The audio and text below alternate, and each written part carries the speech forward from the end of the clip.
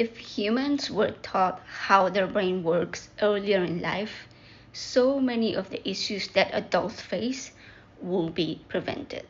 The more we learn about the brain, the easier it gets to use this incredibly complex tool that we all own. Let's think of neurobiology as the brain's owner's manual. And here are some basics, all right? Their brain sends chemicals called neurotransmitters between neurons through synapses to transmit all of these messages.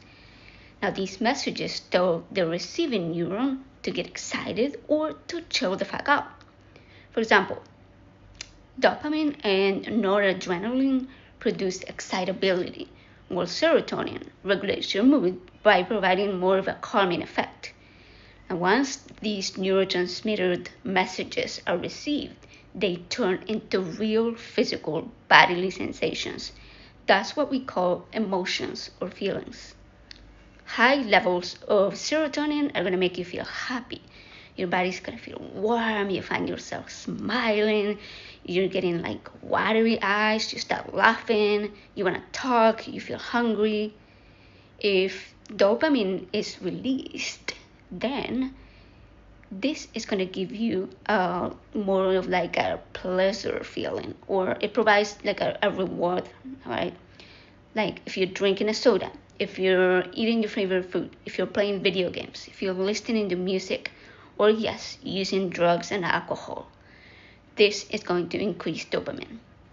Low levels of dopamine and serotonin cause symptoms of depression. You feel tired, you don't want to talk, you feel heavy, you lack appetite, or you have crying spells.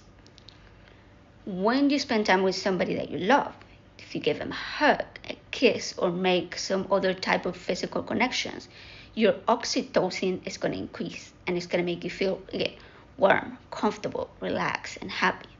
This is a chemical the brain releases during birth to help the mothers bond with their babies. Adrenaline and noradrenaline are released to trigger the fight or flight response that we all know about, which is the underlying cause of both anger, fear, and anxiety. Okay, that would be both. That's three things. Anyways, those two neurotransmitters that I just mentioned make you feel similar symptoms, right? Your face will get hot, red, your heart's gonna start pounding, your muscles are gonna get tense, your head's gonna pound, and you're gonna sweat heavily. The good news is that you can often control these negative emotions by using your brain. You can do things to increase the opposite neurotransmitters, right? Dopamine and serotonin. But first, you want to let your body feel the physical sensations of anger, anxiety, fear, but don't allow your thoughts to drive your actions. Stop and feel. The worst decisions are made while negative emotions are at their highest. So, when your body is finished feeling the physical sensations, then you can let your brain think and act with its full critical thinking abilities and reasonably examine the situation so you can come up with a response. That is the difference between reacting and responding.